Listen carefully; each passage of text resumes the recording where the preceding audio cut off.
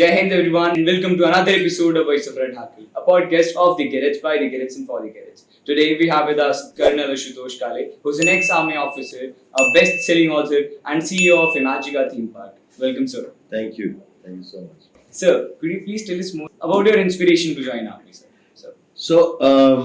My grandfather was in the army, my father was in the army, and my grandfather had seen action during the Second World War. Sir. At that time, when he was in service, he had also seen, there was this operation for the state of Hyderabad to come into India. Right, sir. So he had taken part in that operation, and I heard stories from him. He was also into shikar and a lot of other things. Because in those days, a lot of the things used to happen. Sir. So I grew up learning on those stories, and that's where I think the love for stories started. Right, sir. I didn't know that I could write in those days, of course. I was too small. I could barely scribble. Sir. So, yeah, that's the love. And then I think uniform was my first and the only love. And there was no other choice and no other option for me. And then I joined NDA. And my father is an ex-NDA too. So I joined NDA and then got commissioned into Grenadiers after I passed out. I was playing polo in those days. So I was part of the national equestrian team. I was a polo blue, riding blue. And then got commissioned to the Grenadiers.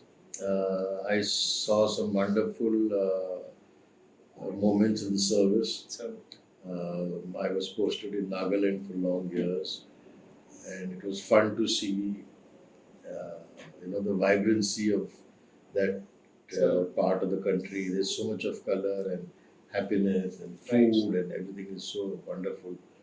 I spent years in Manipur in the insurgency there, and then I also got posted into the valley.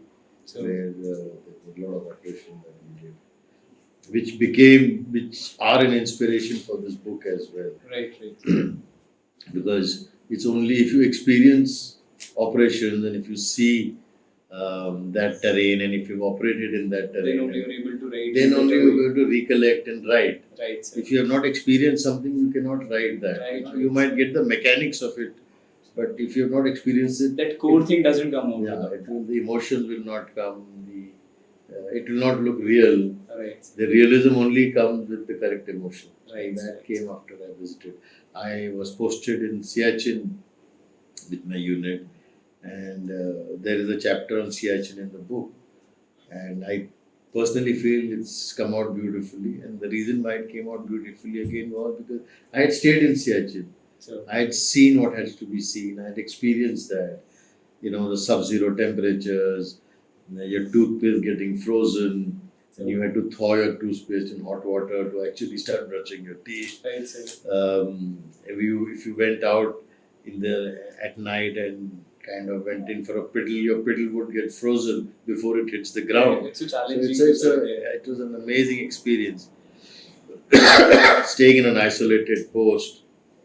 I remember there was a very interesting incident we once had where we were on a post and the Pakistanis were opposite us, and there's a valley in between, and that valley was fully covered with snow. So, And any movement in that valley, the Pakistanis could see and they would start firing, and they used to do these artillery shelling, airburst shells, because in those areas, the nose impact shells don't get activated because the nose requires a hard ground.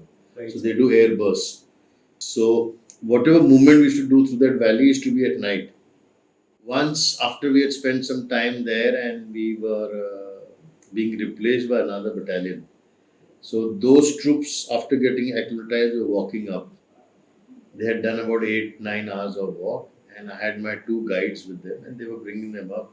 So जब वो ऊपर आ रहे थे, I was standing there and watching them. It was at about 1:30 at night.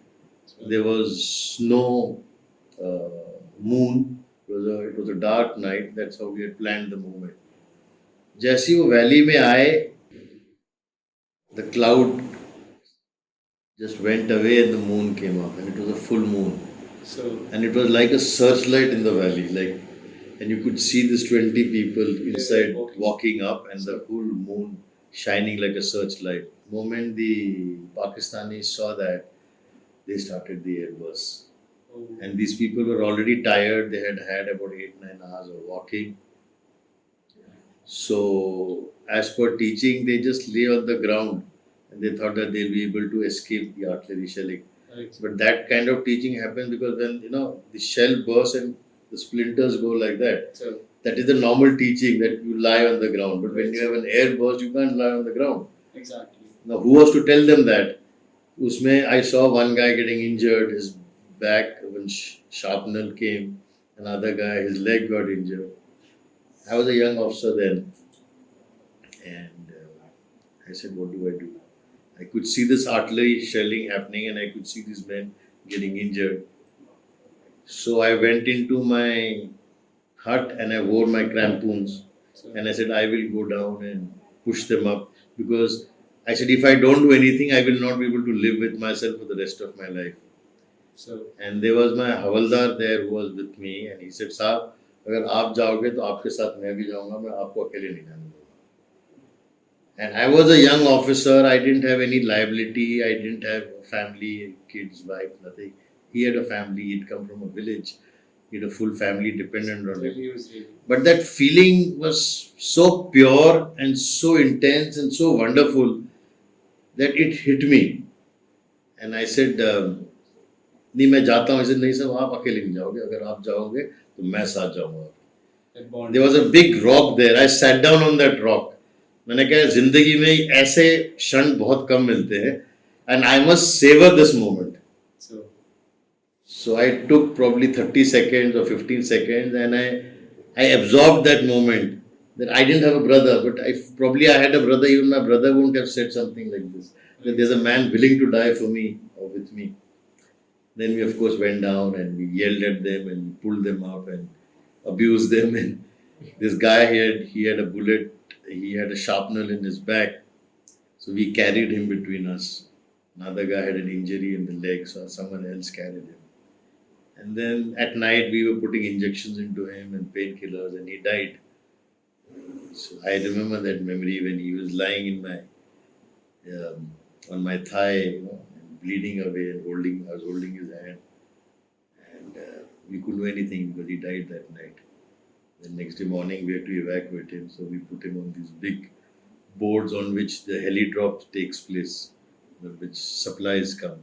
We had to tie him that, and then we kind of brought him down. So that was one incident of Siachen. We're so proud of them, sir. Like, we're truly grateful for the sacrifices our soldiers made. That was one incident. Of course, there's so many of them, but this was one very, very interesting incident we had. Then, of course, I was again into operations in Bora. Then I moved later on. Subsequently, my unit, I went into Command 3rd Grenadiers, which is a very decorated battalion. So, the unit went into United Nations, and we were in the Horn of Africa between Ethiopia and Eritrea. So we served there for about 1.5 years. that's great. It was very interesting. I've written a book on that again. Along the Red Sea. There used to be a lot of piracy in those waters. The Red Sea has a lot of piracy. So, And there are pirates who come from Sudan, and the pirates who come from Syria, who kind of take those ships. So, because all international shipping takes place through the Red Sea, and they go into the Suez Canal. So that was an interesting phase. We were there, and I came back, and that's when I decided to kind of leave the army after I finished my command. So it took me lots of effort to leave because I was a staff college. I had done my posting. I was an instructor in IMA. Subsequently, I left, and then I joined Leela's. so, I stayed there with them for 3 years, which is this super luxury group, hotel group. so Then I joined Go Air. I was with Go Air for the All India operation. you have been exploring till there. Yeah. And then I joined Imagica. I spent about 14 years with them as CEO of Imagica. I was on their board. So, like, sir, how did this idea of venturing into entrepreneurship it came out? So after I left Imagica, and then I was doing some super heritage projects. There was a fort of Maharaja Ranjit Singh, So, which is in Amritsar. So I joined a company which was resuscitating that fort. So they wanted me to join them because of my experience with Imagica. So it was a very interesting experience because that fort is a 400, 500-year-old fort. And that entire fort is built with these Nanak Shahi bricks, which was special bricks which used to be made at that time. So every brick you touch is heritage. And it used to send shivers down my spine to even walk in that place. So making that place up again was very, very interesting and very creative. So it was very challenging. So I got into that. Then there was a project in Himachal near Manali which I was doing. So again, very interesting. Social cultural hub, showcasing the culture of Himachal. That's what we was working on. Then I met with a friend and started off, and then I left that, and now I am running a fine dining restaurant and setting up cafes in Chandigarh. That's great, sir. And writing. So that's indeed a great journey you're leading, and you're still leading it. You are just exploring new things. That's great. So now we talk about your books. So my first book was Tryst with Destiny, Abhikrama. Right, A very interesting book, but I was the first-time author, and first-time authors don't get too much exposure. So I think the book was very well written. It is a thriller which mixes military and politics.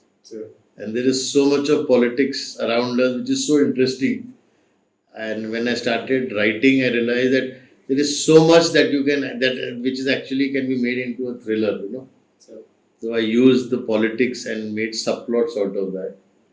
And in the book, there is a boy who grows up in the cremation ghats of Allahabad and becomes an interim prime minister. So that is the story. So, and then there is a army officer who kind of grows up, and then so it's a very interesting story, and lots of things I've written in it.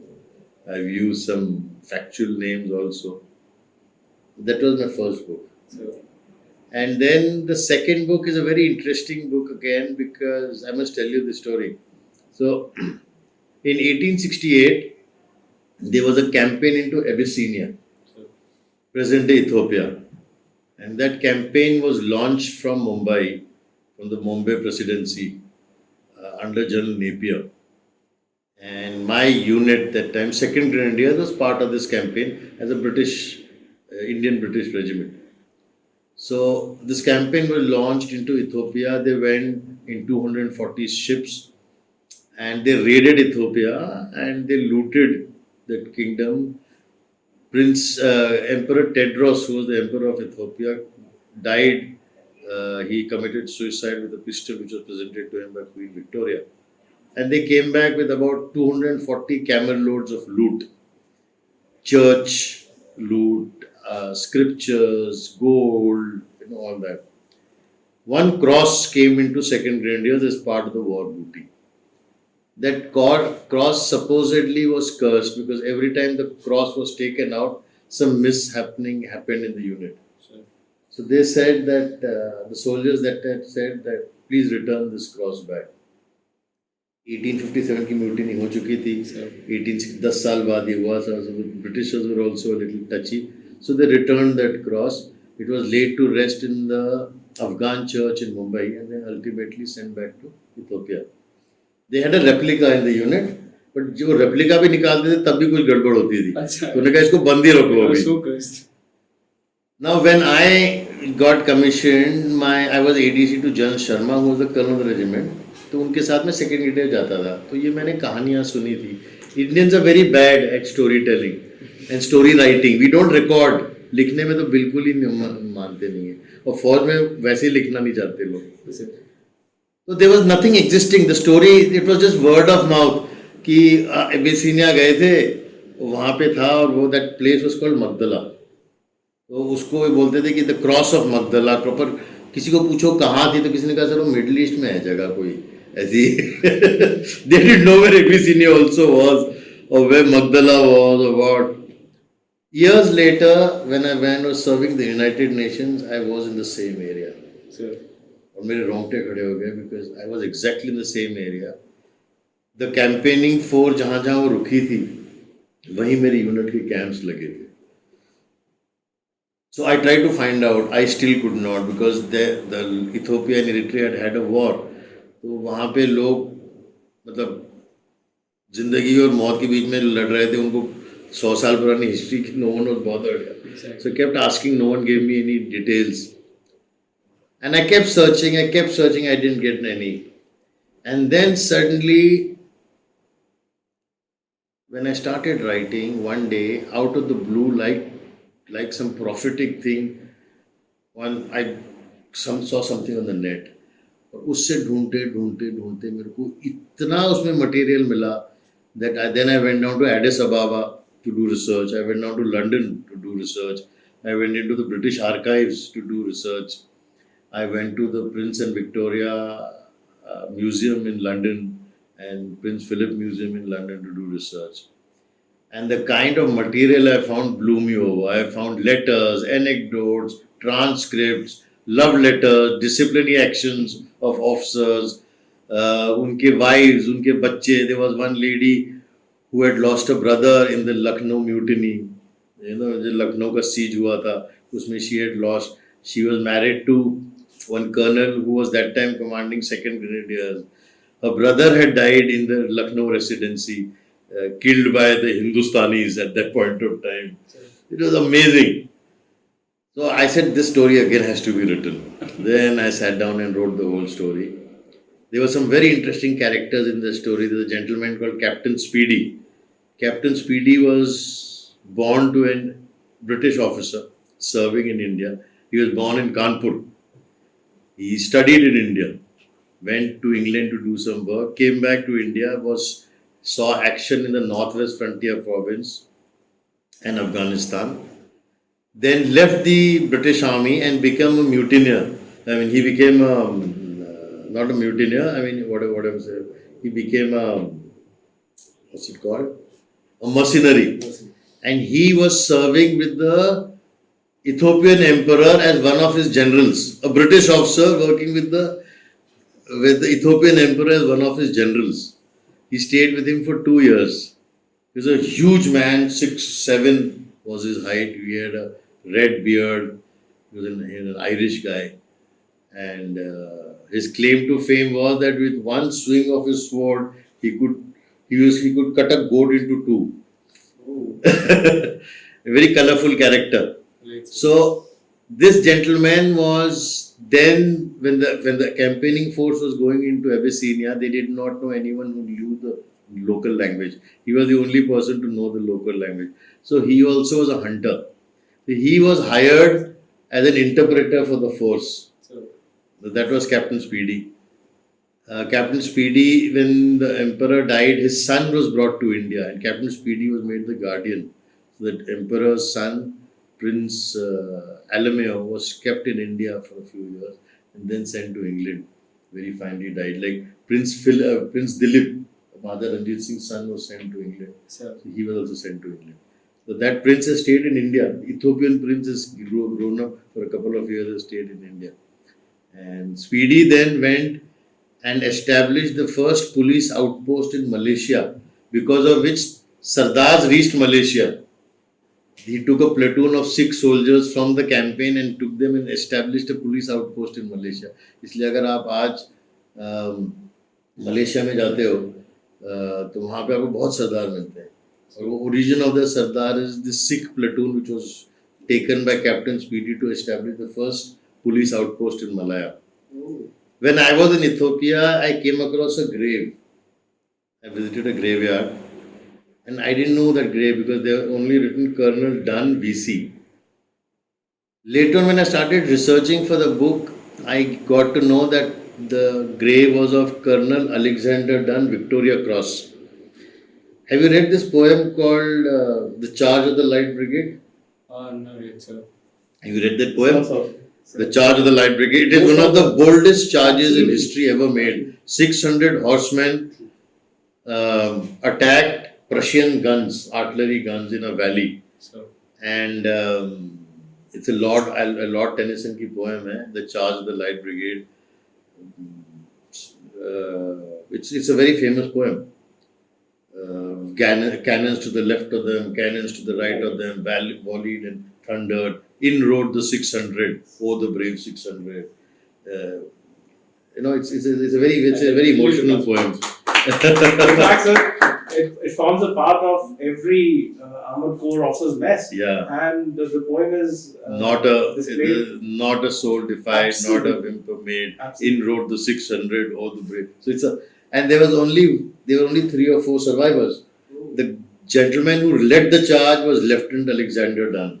He came back alive and he became a colonel, and then he commanded a regiment in India. That regiment was part of the Abyssinian campaign, and he died in a hunting accident in Abyssinia while on the campaign.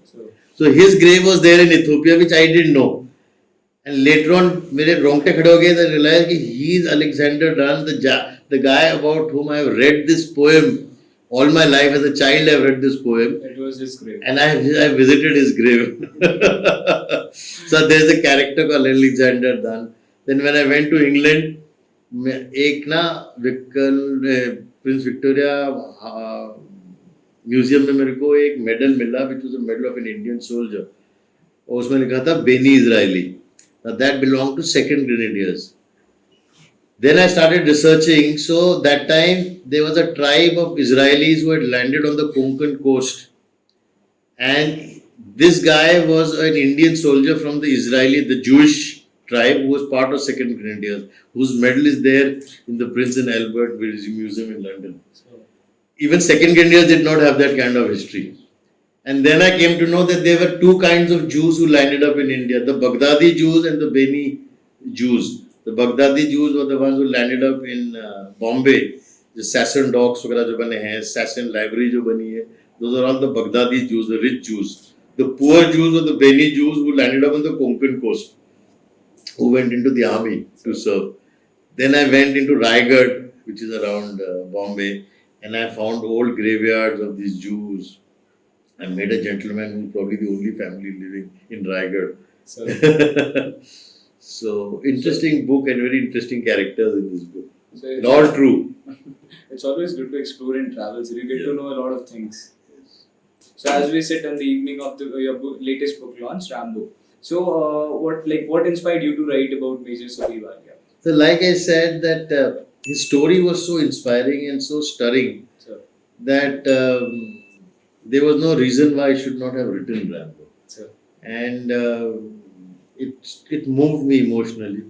It kind of stirred me up. It inspired me, and I thought that this story must reach everyone. It must reach the country, must reach people, must reach the young generation, and they need to get inspired.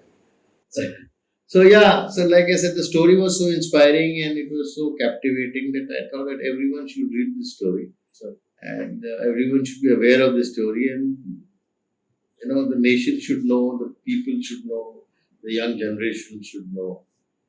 And like I've been saying during the book launch also, that if this story inspires out of our entire nation, even one boy to become into another Sudhir Wala, so his sacrifice will pursue redemption. right, sir, right, sir. That is my aim. We'll That's in definitely fact- learn, sir. That is my mission in life now, that I want to bring out these stories. I don't want these heroes to go into an oblivion.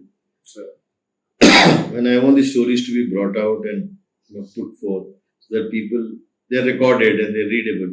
One problem with Indian literature is that, especially war stories are not written creatively. And I've always had this problem. I've grown up reading these commando comics. They used to come, this British comics used to come. But in the Indian context, we don't have anything which is gripping. so Why will a young boy pick up something to read if it is not interesting? it has to be interesting. It has to be creative. No one should tell him to pick it up. He should instinctively reach out to pick it up. Right. That's the way, because that's how the story needs to be written, right? It needs to be absorbing. It needs to be gripping. My mission is that.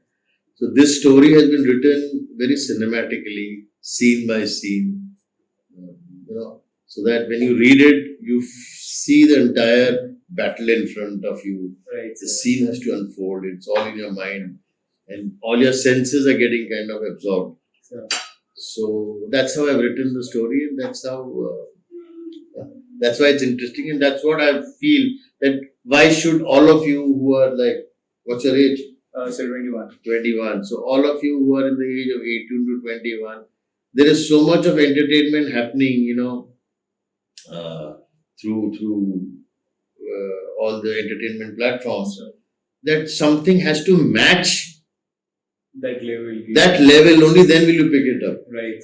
So I might look old, but I am very cognizant of the fact that what people want and how it should be done. Right. So I don't mean to say that don't watch this and read this. That should not be the case. You should be wanting to read Right. it. So I have to make it so interesting that you will say, I will not listen to, or I will not look at a Netflix OTT. I will pick up this and read this, Right. because this is far more interesting. It should be more interesting in that sense. If you don't pick it up, it's my failure. It's Exactly. my failure. It's not your problem, because you will pick up what you like best, what is best for you, right? Right, sir. That's what I aim to do. That's the kind of story. That's the vision behind it. That's great, sir. So now can we talk about NCC? How do you think that NCC is helping in nation building? So I think NCC is an incredible organization. Incidentally, I have two connects with the NCC. My mother led the NCC girls contingent on the Rajpath. Oh, that's great, sir. And she was the best student in the NCC of that year. I don't remember which year, I'm so sorry.